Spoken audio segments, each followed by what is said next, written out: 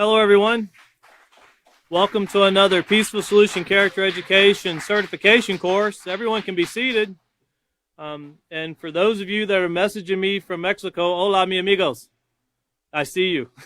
So it's always great to come up here, and when we start to teach this class, we will get messages from people all around the world letting us know they're ready for class. And that's always inspiring, from Africa to Europe. All over North and South America. It's very inspiring to see the work that was put together by an author who had a desire to help spread character education throughout society, and a team that came together to do it, and to see how far this program actually reaches. It's astounding to see these things. And then with technology, well, people around the world are just right at your fingertips. So it's always a great thing to see.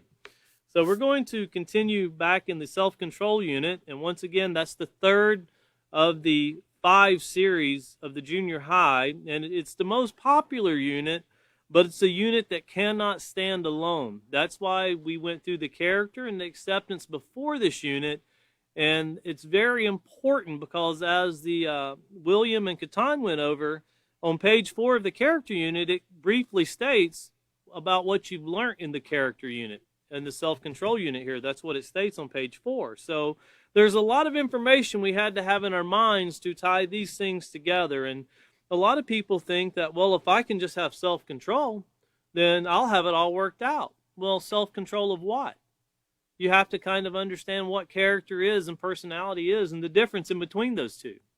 And then, of course, the acceptance unit went into great detail about how it's not just accepting positive and negative, but it's also about accepting diversity, accepting people who might be making decisions or doing things differently than you or I, but they're not bringing any harm to themselves, someone else, or the environment, so that's okay.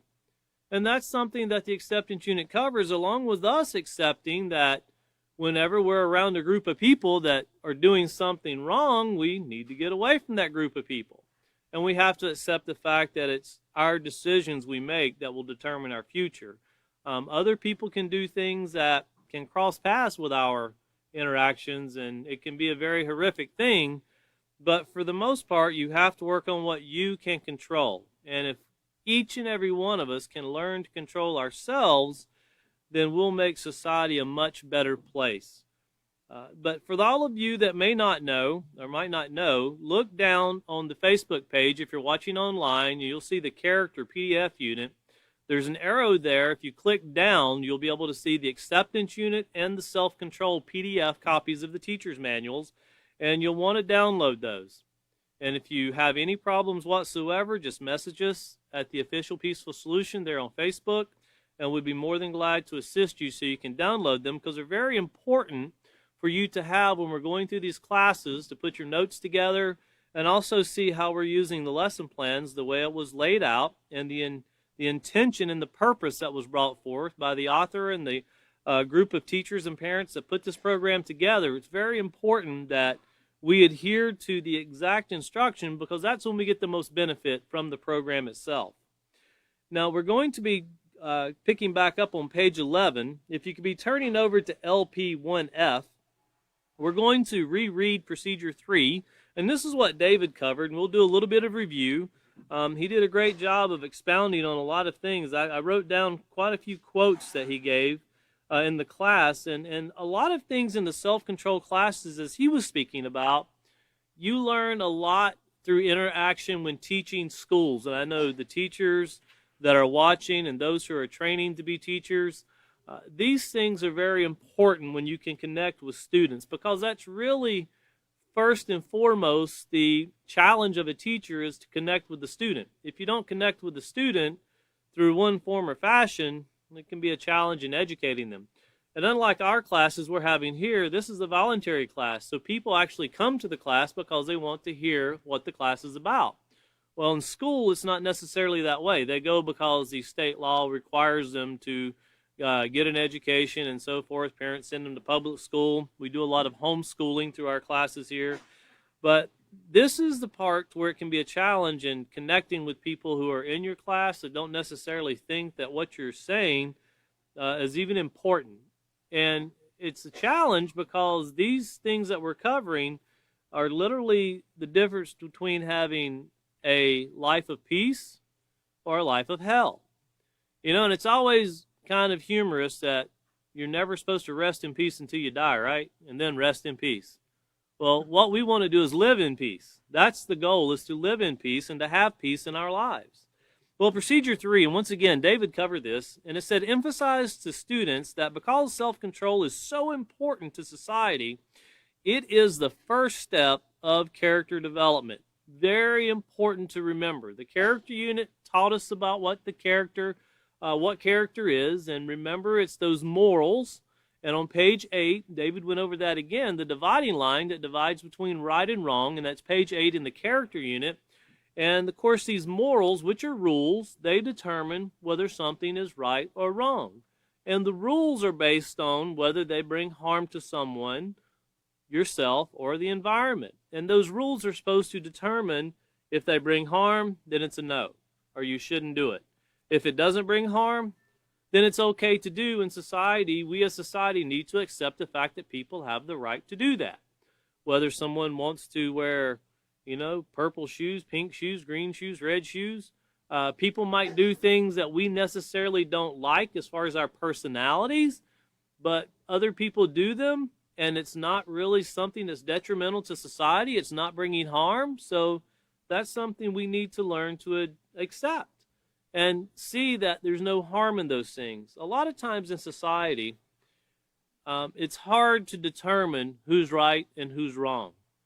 And there's so much history sometimes in determining who's right and who's wrong.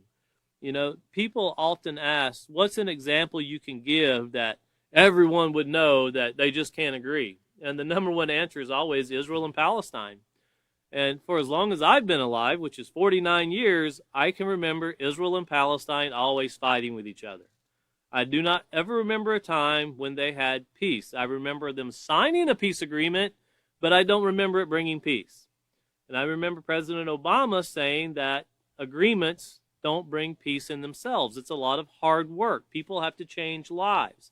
And that's the self-control we're talking about. I mean, you can even look into like Russia and Ukraine. And if you're old enough, you realize that, well, Russia and Ukraine used to be part of the USSR. They used to all be part of one country. And now you have the Baltic states divided up, along with Belarus and Armenia and all these other countries.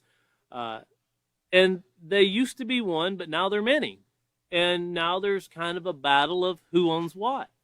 And it's very interesting to sit back and watch because both sides think they're right in all of these situations. And you can even go from there to, Syria and Israel, and you can go to South Sudan and Sudan, and there's just so many places you can go, even down to the southern border of the United States, which once was Mexico, now is the United States. People in Mexico don't agree with that. They feel it was stolen. And it becomes very difficult to determine, well, who's right, who's wrong? Where did it go right, and where did it go wrong? Well, these are things that we're trying to say on a foundational level. This building of self-control is what we need to do. And once we have a society that can start basing fundamental answers and ideas on peaceful solutions, we can actually start fixing all of these problems that have been broken over the years, hundreds of years, thousands of years. But you can actually go back and start fixing these things. And you can have people go, I don't think you could do that. Well, who's tried? Obviously, money doesn't fix problems. The United States sends money everywhere. Obviously, oil doesn't fix problems. People steal oil every day, and there's battles on oil every day. And obviously, the UN doesn't fix problems. They just had a shouting match there last week. There's a lot of failures in society, and I'm not blaming any of those organizations. But I'm saying that people should look more back at these rules and the adherence to these rules, morality. And that's what we're really going to be discussing once again tonight. This morality, when we say we have an immoral society, we're saying we have a society that does not adhere to the rules. Well, that a lot of people like to say, well, stolen sugar is sweeter. Or, well, one of the most positive character traits I like is forgiveness. Whatever I do, you're supposed to forgive me, and we're going to move along. But you have to remember, with forgiveness can come devastating results sometimes. If somebody runs a stop sign and causes a horrific car crash and injures someone severely, the person that was injured can still forgive the person that ran the stop sign, but it won't change the fact that they're injured severely. So there's still consequences that come with wrong decisions, even if the positive character trait of forgiven is used. There's still consequences that come with bad decisions, or even things that are possibly just honest mistakes. So once again here, we're going to emphasize the self-control unit is important to society, and the first step of character development is this self-control we're talking about. Now, he read through the importance of self-control, found on page 8, and self-control develops other traits, and that's found on page 10. So let's really quickly turn to page 8. And one of the things David said, I wrote down when I was watching the class, he said self-control is required to have a positive character. And that's something you need to challenge your students with. Ask them, do you really think self-control is required? Because required means it has to be there. It's just like if you want sweet tea, you have to put sugar in your tea. If you forget to put the sugar in the tea, you're going to know it really quickly when you go to drink the tea. So challenge them, and even though they're barely in the book, see what they're thinking. See what they're saying. See what they think self-control is. A lot of people really don't have a clue, and I'm not saying that to be insulting. I'm saying that because this is really the conversation of the peaceful solution, which seems very basic, very remedial, very everyday, is really not very everyday conversation amongst families, amongst schools, amongst society themselves. It's really not a part of the education that's going on in today society. But notice here on the top of page 8, it says self-control is needed in every situation. Challenge your students. Name one situation self-control is not needed, where someone can remember just live for the moment, do what you want to do, carefree. Just let your hair out and just take off and go off running. Do what you want to do. Notice here it said you need self-control whether you are alone or interacting with others, at school, home, work, or even when you're having fun. You got to have self-control when you're having fun? Well, have you ever, think about this for those of you that are older, have you ever had a time where you were having fun and you kind of lost the concept of the safety that was supposed to be involved in having fun and something really bad took place? I remember playing sports, having fun, broke collarbone, both ankles, pinky, thumb, wrist, and I did all that having fun. Wasn't too fun when I started breaking things. It's really not fun when it gets cold and you're older. But, we start thinking about these things and how in a split second of having fun, things are so detrimental. And then you think, well, why would I need to have self-control when I'm by myself?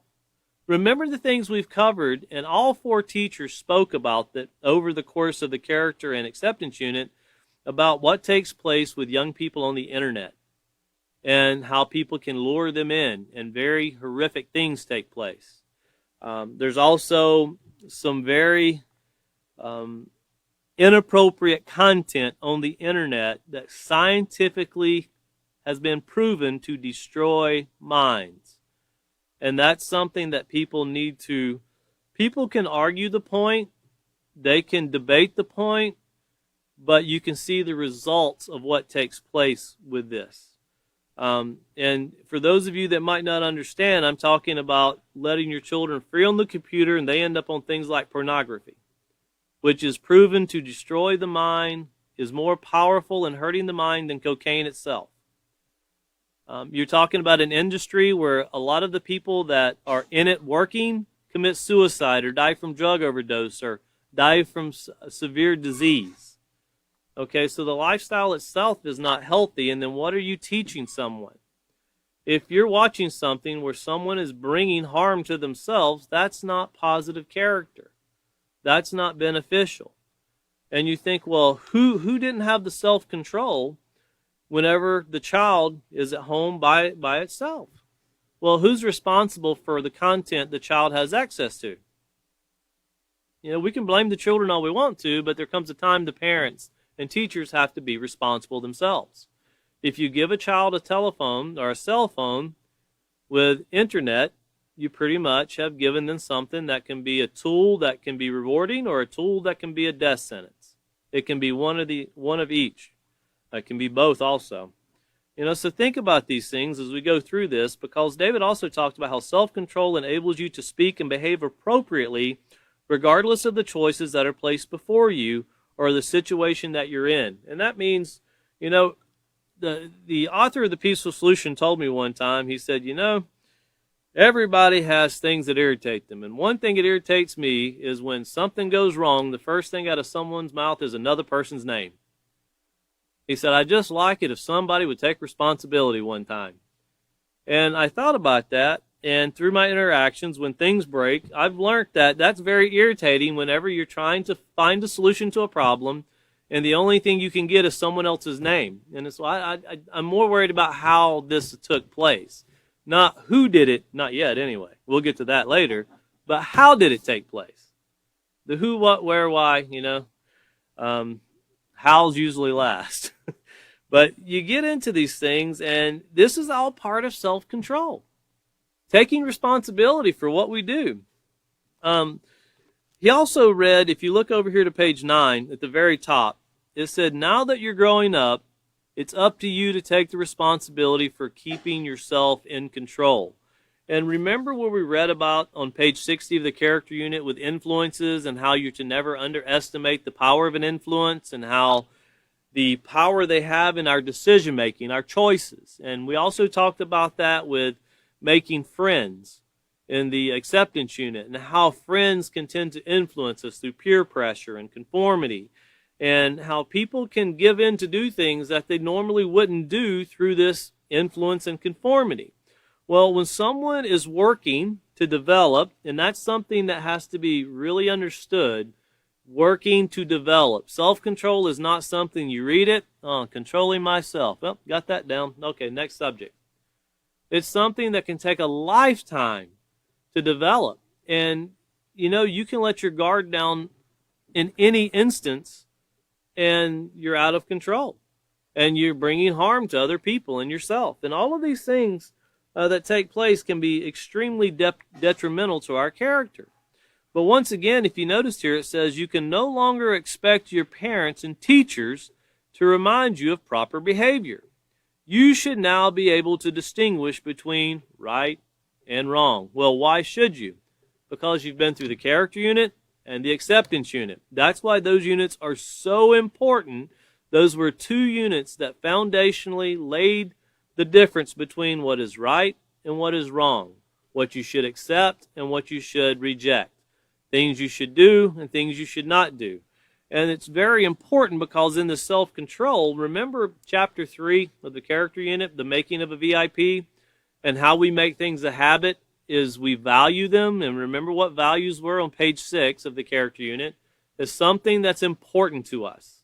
Well, a positive character is what the Peaceful Solution is saying that should be the most important, and everything else can fall in its group, along with importance. But without a positive character, everything else all your goals, all your expectations can crumble by the wayside.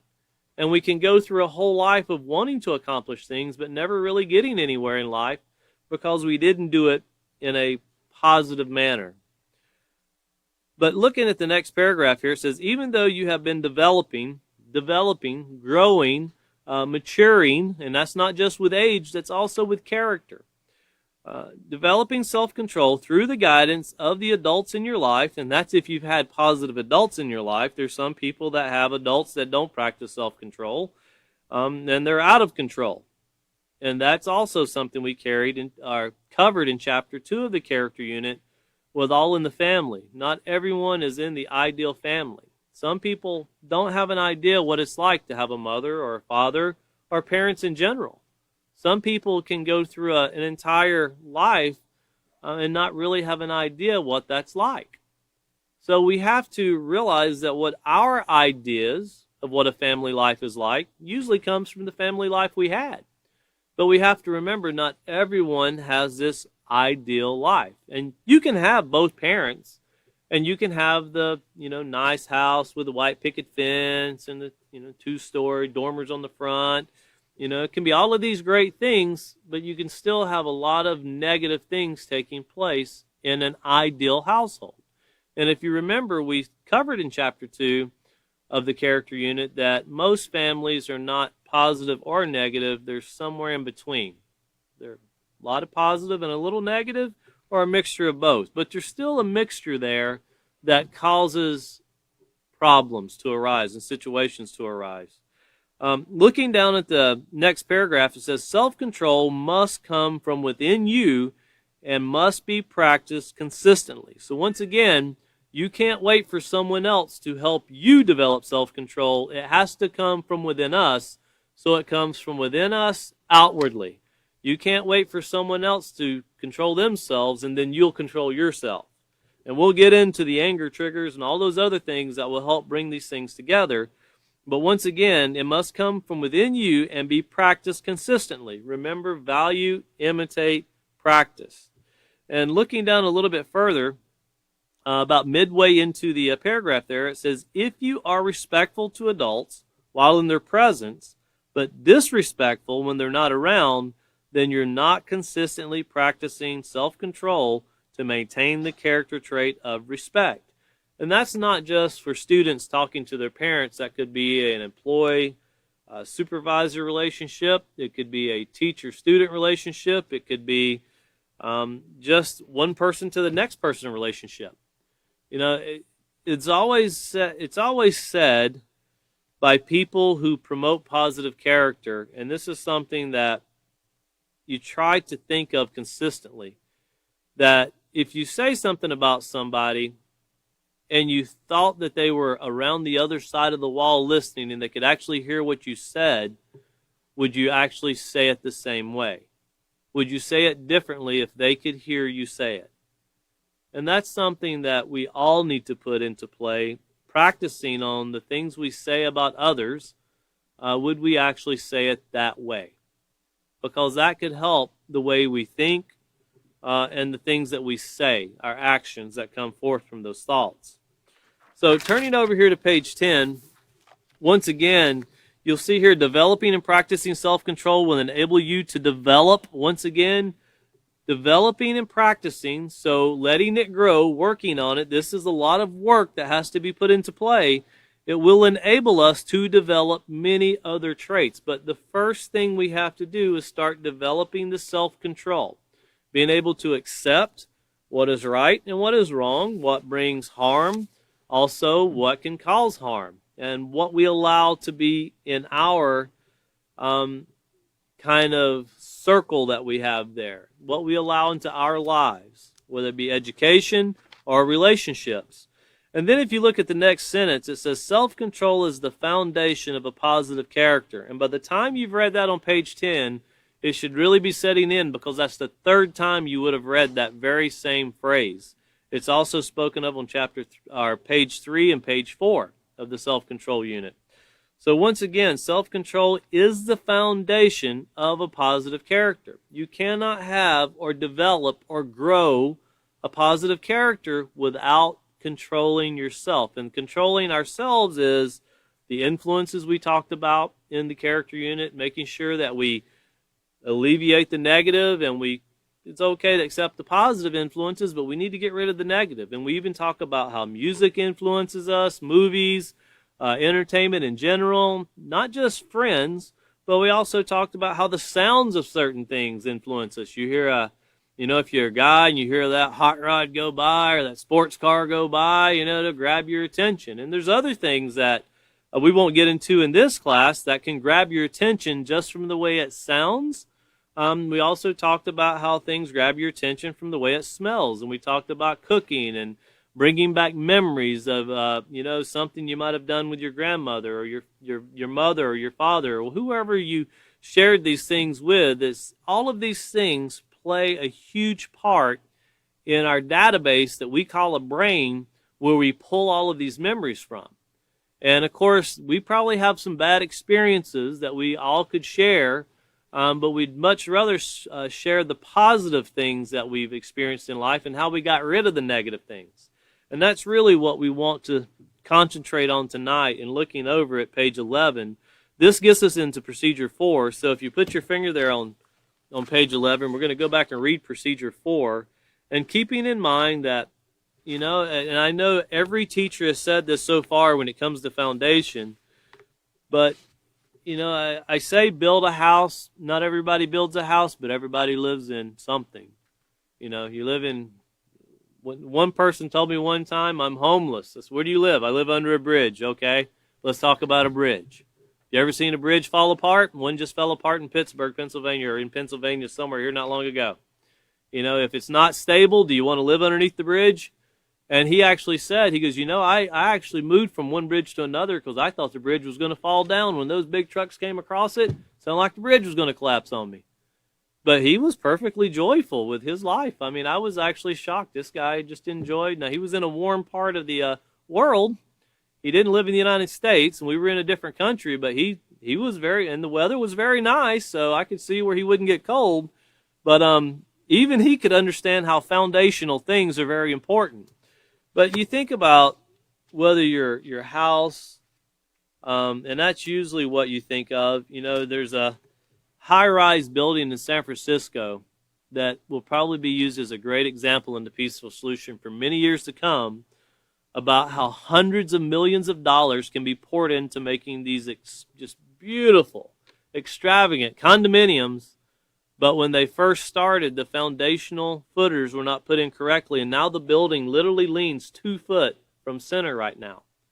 And every year it leans more and more and more. And it's in the middle of downtown San Francisco, and they have no idea what they're going to do with it. Because if it falls to one side, it crushes the bus station, other high-rise buildings. And what do? How do you straighten up a high-rise building that has no foundation in it? Very difficult to do. Very complicated to do. You know, and if you've never read about it, we'll bring more on it, and I'll try to bring some more on it the next class. But read about it and look at the challenges these men are facing and women are facing with trying to right something that was wrong, because people are living in this thing. It's not something that was just built recently. This is something that's, you know, about 20 years old, 15 years old, but it's, you know, people bought condominiums in these places. And there's a lot of money been spent on this. And you think about, well, how can that building compare to my life? Well, live your life out of control and then try to fix it after it went wrong. You know, try to fix yourself and want a life when you're sitting behind bars 30 years. Try to fix something after you've done something that's very devastating to where it brought you severe bodily harm, or you brought someone else severe bodily harm, or even death. It's best to work these things out, consider all of the consequences. You know, in that building, there was probably, you know, you build buildings and you sell things for profit. And you can overkill anything and spend too much money and go to sell things and lose money because you spent too much building it very firmly. Well, your character only takes time, and you'll never regret spending the time to build your character. We won't regret the time building our character because we can benefit for a lifetime. But if we ignore these things, it's much worse than a building that's leaning over. It's much, much worse. We're talking about our very lives. So here in Procedure 4, it says, explain to students that it's not enough to just understand the importance of self-control. They will also be taught how to practice self-control. And once again, if you don't have it there, you can write the note for VIP. That's Chapter 3 of the Character Unit. That's Value, Imitate, Practice, and that's where we covered how valuing things that are positive, imitating them and practicing them, putting them to work in our lives, help them become a habit to us. So if you don't have it there, that way you can refer back to it, because that's a great chapter to put in our minds as teachers and also to recall back to the minds of our students. In fact, I'll read to you one thing here. This is Chapter 3 of the Character Unit. And at the very beginning, it says Chapter 3, the making of a VIP. And at the very bottom, it says, measure yourself by the things you value. We live in a world of constant interaction. These interactions interactions influence the way we think, feel, and act, and ultimately what we value. So very important, because a lot of people, and for your notes, that's page 55. It's the very first page of chapter 3. A lot of people think that our values come first, and then we determine what we want to do after that. But that's not so. Once again, it says that the interactions, the influences, the way we think, feel, and act, they ultimately influence what we value. So here, the things we participate in can influence us to do some very negative things. And it says influences can have either a positive or negative effect on your character. It's up to you to be aware of how these influences will affect what you value and your choice to obtain a positive character. And tying those things together, because you look at people when they value things, and some people, you kind of, some things you get from your family. Growing up, I think my family, I think we had a Whirlpool refrigerator. So to me, I thought Whirlpool was the best refrigerator they made. And since I've become an adult, I don't think I've bought a Whirlpool refrigerator, but I've bought a bunch of refrigerators because they break really quickly. And it could have something to do with people using the door for swings. I would think that would probably be the number one cause. But nonetheless, I haven't bought a Whirlpool. Possibly a Whirlpool would do better. I don't know. But I remember, growing up that I was always, I loved Chevy trucks. Never drove one, but I loved them. Why? Because my dad drove a Chevy truck. And I remember being influenced by all of these things. And I also remember being a young person and seeing these Maytag commercials where it's like, wow, Maytag never breaks. That guy never has to fix anything. So I did eventually buy something that was Maytag, and it broke, and I had to have it fixed. So the Maytag guy does actually fix things. But I remember watching all these things as a young person and seeing these things, even being influenced to, sports is something that's very influential. And I grew up in North Carolina, and I'll just tell you this because I still can't even explain it. When I was a young boy, all the way up until I became disinterested in sports about 15, 20 years ago, I was a huge Dallas Cowboy fan.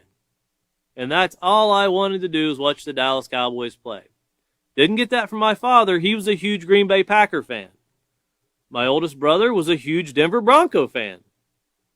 And I cannot tell you to this day why I was a Dallas Cowboy fan. I have no earthly idea why.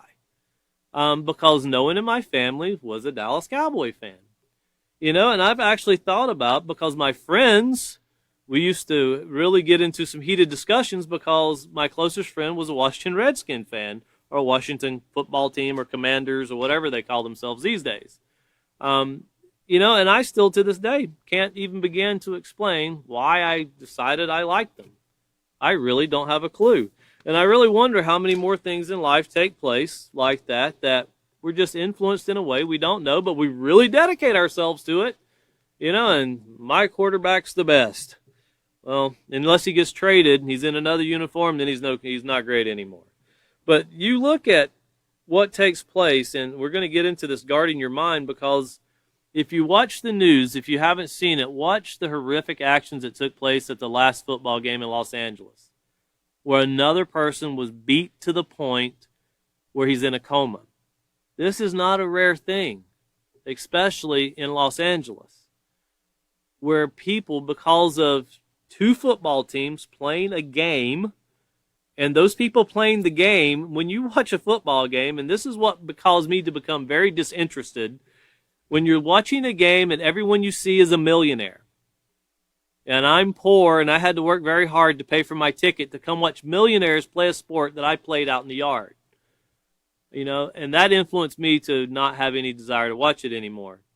But you're talking about people that went to a game to watch people throw a ball, and they're so influenced by this game, they had an argument, got into a fight, carried on to the parking lot, and they beat someone pretty close to death over a game.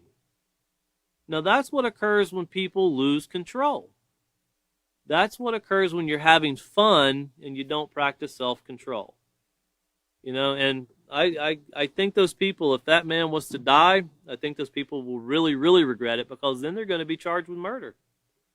And that's a very life-changing situation. So once again, here back to procedure 4, the second sentence, it says, they will now be taught how to practice self-control. Tell students that they will consciously begin to develop self-control by learning to control their thoughts. That's very important, learning to control their thoughts, because we're going to, as we've already discussed so far, the self-control unit really gets into everything begins with a thought. And you'll have students that will challenge you and go, oh, no, no, no, no. I do things all the time. I don't think about them. Challenge them. Well, do something without thinking about it. And you'll find that they eventually give in, because you have to think about everything you do. You know, and you hear people go, I just wasn't thinking. We'll get into that later, but we'll get that covered. But once again, it's to stress that thoughts lead to feelings, which lead to actions. Instruct students to read the section entitled Guard Your Mind, found on page 11. Allow time for students to share their answers. So turning back over to page 11 with a section entitled Guard Your Mind. And starting out at the very top, it says, another key concept in developing self-control is to be aware that your actions begin with your thoughts. And really engage your students. Create something, a conversation to, you know, a lot of them, you know, I didn't think about anything this morning. Well, you picked a shirt, you put it on, right? Yeah. Did you think about it? Yeah. Did you eat breakfast this morning? No. Did you decide you didn't want to eat breakfast this morning? Yeah. Well, tell me something you didn't think about. Just for the fact they have to think about it makes it very difficult to come up with an answer, doesn't it? You know, and we need to examine ourselves, because a lot of times when something breaks, something goes wrong, you know, somebody would come to you, well, how did that take place? I don't know, I wasn't even thinking. I've said that myself many times, and that's not really true. You know, thoughts are processed very quickly, as we'll learn. Once again here, it's very easy to say, I just did it. I wasn't thinking. But the truth is, we're always thinking. Thoughts enter our minds at the speed of light. Thoughts about ourselves, others, things we need to accomplish, and things we want. And one way you can tell, and I've noticed getting older, this is more common. Have you ever got to where you're in a room and you're like, oh, man, I got to go all the way back in the other room and get that. Then you go all the way back into the other room and you're stopping. Why did I come in here for?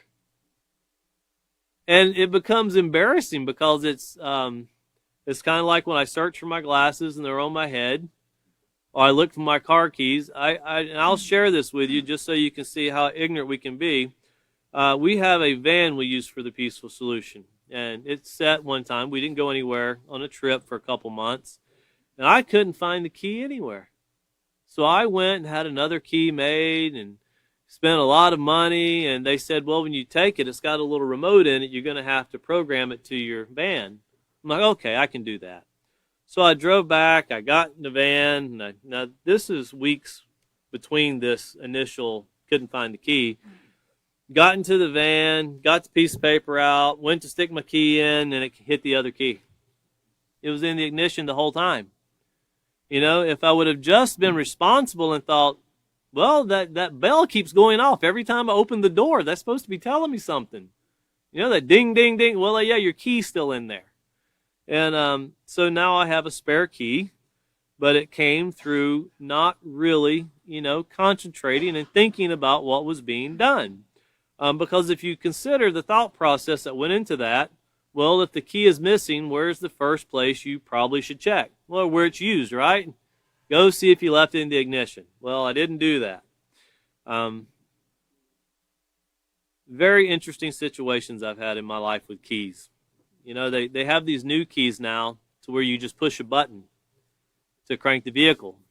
And I was way out in the country, and I got out and I went through the woods looking at some property, got back in my vehicle, went to push the button. Like, I lost my key. It was only to the next day I realized it was the radio button I was pushing the whole time and not the start button. But someone was nice enough to bring my other key all the way out to where I was at. So, you know, these are things that You don't laugh about them. I can laugh with you, but I wasn't laughing when it took place.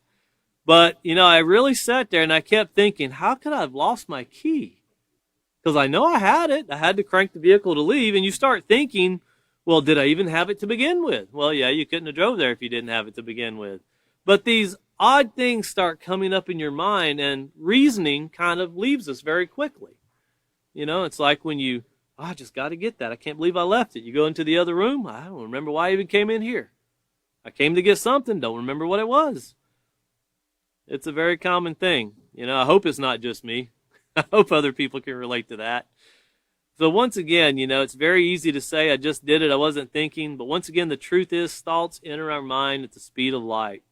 And these thoughts about ourselves and others and the things we need to accomplish and the things we want, those are come through by influences that also enter our minds at the speed of light.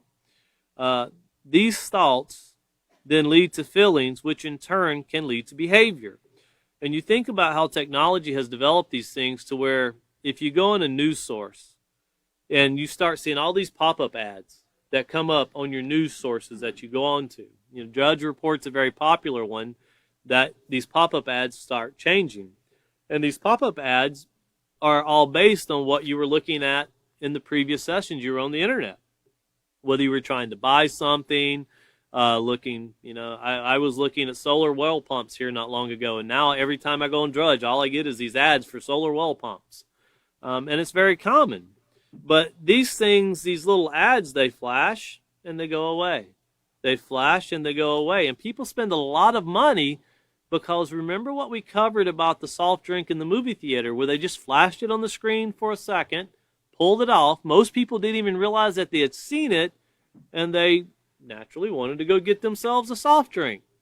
Well, people are very mindful of that, so they'll flash it there for you to, it's always, it's like, buy me, buy me. When it's something you need, well, that's when you're using self-control. When it's something you want and you buy it and it ends up in a shed somewhere in 3 weeks, that's probably not self-control. That's losing control there when you do that.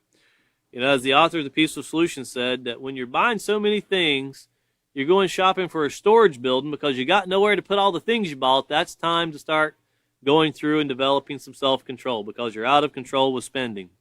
And we can all do that very easily. You just got to have that tool, and then can't even remember why you bought the tool or any other thing for that instance. But once again, these thoughts, they lead to feelings, which in turn can lead to behavior.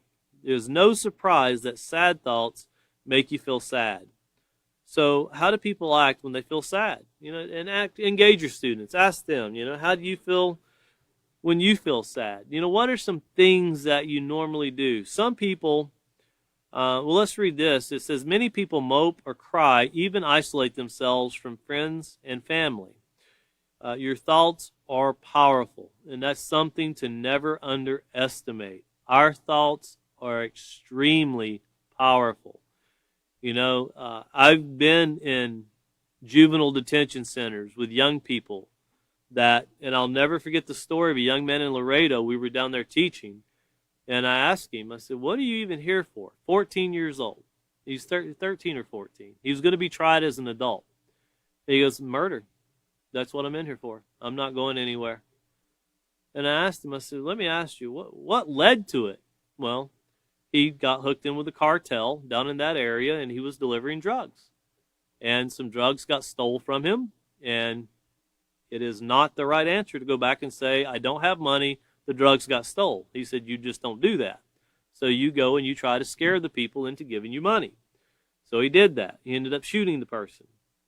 And I asked him, I said, how long did you actually consider in your mind that you were going to shoot the person before you did it? And he said, my intentions was to scare the person. I think I honestly thought about shooting them probably for a second when I pulled the trigger, and I immediately thought I shouldn't have done it. He said, but probably 1 or 2 seconds is the only thing that ever entered my mind. I'm going to shoot them. But those 1 or 2 seconds changed their life forever. And these thoughts are so powerful because, thoughts of giving up, thoughts of I can't do it, thoughts that I'll never get anywhere. these things can hold us back from accomplishing the very things that we set out to do. You know, it's never a positive thing to spend many, many years trying to accomplish a goal and get right to the end and give up and walk away. You know, because that's actually a lack of self-control. You have to remember what got us to the point to where we wanted to accomplish this goal to begin with. Well, it's our thoughts and the influences that are around us, the things we allow into our lives. And our thoughts are very powerful for the fact that they'll lead to our actions. If they're negative thoughts, you'll have negative actions if you dwell on them. And we'll cover that. But once again, your thoughts are powerful. Don't underestimate the effects your thoughts can have on your feelings and your behavior. I know a lot of people, when they get sad, they get angry. And they get resentful. And they lash out at people. Some people isolate themselves. Some people see no hope to move forward when they're sad because things can be very devastating. But once again, we always have to focus on the goal at hand. And we all have goals. And we should be, by this time, after going through the acceptance unit, we should have positive goals that we already have written down. Because remember, we said that those who accomplish goals write them down. That's one of the things that people do who want to accomplish things. You write them down. I remember the author of The Peaceful Solution saying, write it on your bathroom mirror if you got to. You know, just put it somewhere. Everybody likes to go look at themselves at least one time a day. Put it there. You'll read it. And these things can be very handy. You know, he also gave in a seminar, The Peaceful Solution, that we were having one time, he was talking about how just take one thing that you're working on and write it down in an index card and put it in your pocket. And pull it out and read it as many times as you can during the day, and it will become a part of you, even if it's reminding you to do something. You know, it could be something very simple, things that we're lacking in, just to remind us to do these things, to accomplish positive goals, to do positive things in our life, and that repetition was us reminding ourselves, you know, of what to do and how to do them. But once again here, notice it's up to you to determine if your thoughts can help you to build your character or if they can lead to choices that you will regret. Although thoughts flow in and out of our minds, we have the power to control what thoughts we focus on and what thoughts we let go. So very important to remember that. Many things can enter our mind. That doesn't mean we have to dwell on them. We can have many negative things enter into our mind. But if we're practicing the peaceful solution, if we're practicing a positive character, we push those thoughts back out. And we recognize those thoughts. Like, let's just, an example, any negative thought. Each individual in here can consider, and those watching around the world, everybody can have their own opinion of what a negative thought is. But just think, you know, I'm not trying to get you to think negative, but a negative thought that enters your mind often. Let's just look at it that way. Something that we all have a challenge with. And then start identifying why it's negative. This is why this thought is negative. And start going over, this is why I shouldn't do this, I shouldn't do that, I shouldn't do this. And this is why I choose not to do it. And that's the process where we remind ourselves why we don't do negative things. And that's how we alleviate negative thoughts. Because if you dwell on it and you go, probably wouldn't hurt. Everybody else is doing it. I should try it too. Everybody else, not everybody else is doing something. If somebody ever tells you everybody's doing it, if everybody was doing something, we would have unity in this world, and we don't have unity in this world, okay? No way, no how. There's not one thing you can find this whole world, every person, all 8 billion people in unity with. You can find a disagreement probably within a block of where you're standing, and that's guaranteed. But these thoughts and these negative thoughts that come into our minds, it's what we dwell on. And that can be listening to remember we talked about music that teaches us to do things that would send you to prison.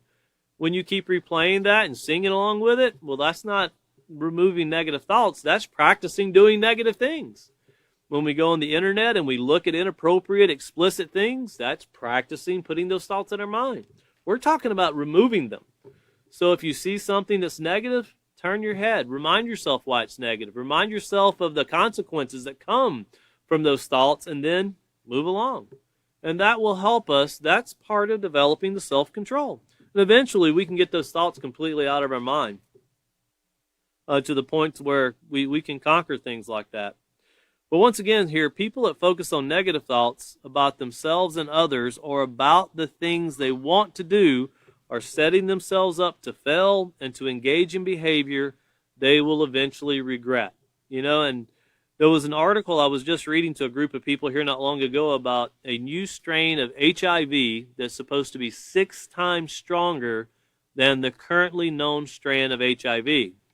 The thing I think that caught my attention in the article the most was, even though it's 6 times stronger, the article said there's most likely estimated 45 million people that have this strand that have no idea they have it.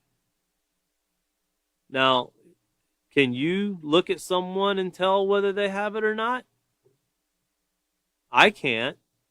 And I don't want to find out through a test that's being done on me that, oh, I guess they did have it.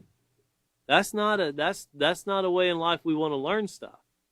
And if we're having thoughts, and we've covered things in detail, William and Catan both covered them in detail about sexually explicit things that take place in people's lives that immediately can lead to regret because of disease and other horrific actions. And we also covered very detailed about the millions of deaths that are taking place every year due to irresponsibility of bringing forth children and then people not wanting them. So they decide to end it before it ever starts. We fight for people who commit crimes and say the death sentence is something that should not be allowed, but for some reason we don't mind sentencing children to death and never have the opportunity to even make a bad choice. And that's a very confused society that sentences a child to death but fights for an adult to live. And I'm not saying adults should be sentenced to death. I'm just saying it's very confusing to want to sentence someone that hasn't made a bad choice but fight for someone that has. It's very confusing. Anybody can be taught. They just have to be taught. So continuing on here, it says, so how do you know if your thoughts are positive or negative? So here's how we're going to do it. Ask yourself if they will if they're harmful in any way, and that's yourself or someone else or the environment. That could be your community. Remember, don't just think of the environment as birds and air and trees. Think about your community, your family, your friends, the circle that you're within. It could be your state, your city, your county. All of these things play a part. Positive thoughts uphold true moral principles and will not cause you to bring harm to yourself or others. So one thing you can guarantee with that, if you practice positive thinking, you won't bring harm to someone else. Well, negative thoughts, on the other hand, notice they pave the way for destructive behavior. They are hateful, revengeful, and selfish. And these are things that we can all be because we're upset with someone. And the most popular thing was, well, they went and they made me mad. And we'll get to that. They made me mad, and we'll find out that no, those are negative thoughts that we're actually processing by blaming someone else, and it had to be someone else's fault. Because no way I could have possibly done this on my own. They made me do it. It's kind of the old saying, the devil made me do it. I remember trying to get by with that. My grandmother put that clear in my mind after I got a spanking. No, you chose to do it yourself. I could say the devil made me do it, but the devil did get the spanking. I can tell you that.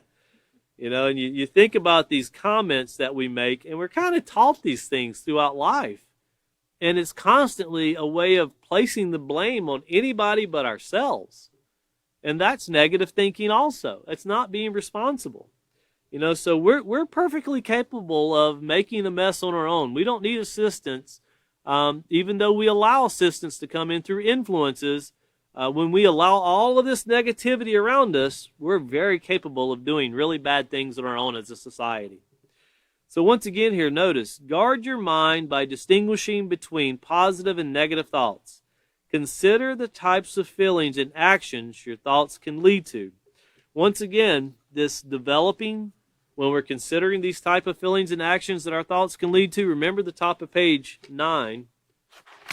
Going back over to page 9, and it says, now that you're growing up, and no matter how old you are, we're all still growing up, notice it's up to someone else to take responsibility for keeping yourself in control, right? That's what that says, right? It's someone else's job to keep you in self-control. That's right. It's up to you to take responsibility for keeping yourself in control. It's not really self-control if someone else is doing it, is it? Or as our friends down south say, auto-control. So everybody has this self-control that they need. Everyone needs to be able to put this to play in their life. And if someone else has to remind us continually, nothing wrong with reminding someone, but we've already talked about how you can't force someone to make the right choice. If you force your child to clean his room today, that doesn't mean he's going to clean his room tomorrow. You have to teach them why it's important, and they have to see all these benefits. I'm someone that I really like things that are very neat and organized, but I'm not a very neat and organized person. But I do like things that are neat and organized. I never tend to spend the time in one place long enough to organize, but I can sure spend enough time to mess it up. And I've learned that that's my way of trying to make excuses with, well, I don't have enough time to get all this stuff straight. I had enough time to mess it all up, and I've got some people in my life that will remind me of that too, because I'm very thankful that I have other people that tend to go behind me and organize things, that do it. And I have friends that are very organized, and those positive influences remind me every time I go to work with them and they're neat and organized that I should be too. But think about it. Now, this is conversations that we want to have with our students, and it says, think about a time when your thoughts led to certain feelings. How did you react? Write a short description explaining what occurred. So, here you have an activity, and you want to use this activity to engage with your students and to, conversate about what you've covered so far and what's been covered so far. We're only 11 pages into this, but there is so much information in the first 11 pages of this book. If we could just take, and I challenge anybody to this, if we just took the first 11 pages to this book and put it to play in society, we could change society for the better. You would have immediate results by people just putting these very basic foundational things into play. This is not a complicated thing in life that we have here. Making nuclear warheads that will fly on missiles at hypersonic speed, that's complicated. Making jets, that fly super speeds, submarines that go below wherever no man has gone before, these things are complicated. Sending a man into outer space, that's complicated. Getting along with your neighbor, that's not really so complicated if we just apply the rules. If we just put morality into society. I'm not sure we can put it back. I don't remember a time when society was peaceful. I remember a time when society wanted to be peaceful. In 1993, everybody had a hope of peace. Didn't work out too well. They signed peace treaties all the time. I remember the nuclear agreement with Iran that went away with the president and comes back with another president. So we think about these things and all of these things that are taking place in life, and we think about, well, why can we not have peace? I challenge anyone, the first 11 pages of this book would start peace in our society. And anyone that says it wouldn't, I would love for you to send us a message to the Peaceful Solution Character Education Program or there on our Facebook page and explain how this would not do so. Because it's a challenge that we put out there, because these are things that what we've covered thus far to page 11 lets us know that the reason society is like it is because we have made society what it is. And until we accept that it's our choices, our way of thinking, the things that we've done that has brought society to where it's at, there's no changing it. There's no putting it back or to a way of peace. So engage your students with that. In closing, look over to the note on the right-hand side here. It says, you are the only one who can control what you think. So choose your thoughts carefully. And how do you choose your thoughts? It could be, well, I want to watch a movie, a really action-packed movie. I want to see blood and guts. I want to play a video game where I get rewarded for stealing things. I want to live a life in virtual reality that I'd go to prison for if I actually did it in real life. But now they got these glasses you can put on and you can actually feel yourself doing it. What are we teaching and what are we putting in our minds? And how is that self-control when we've even created a virtual reality program so you can do things that are illegal? So it feels like you're right there. Think about how we're going as a society and why we're that way as a society. And once we start identifying why we're that way, we'll realize self-control has been removed from society in developing positive character. We're going to stop here on page 11. We only covered guard our mind, but next class we'll get to page 12 and we'll move along through there. Be your own best critic, not your worst, is what we're going to get to next. So keep your minds focused on that. Once again, try that note card in the pocket thing or doing something to help remind you of anything. Just one thing. You know, take everything day by day, and every day try to improve one thing using self-control. So once again, our next class will be February the 9th at 5:30. I don't think we're going to have any more snowstorms, so we should be fine. February the 9th at 5:30, and we look forward to seeing you then.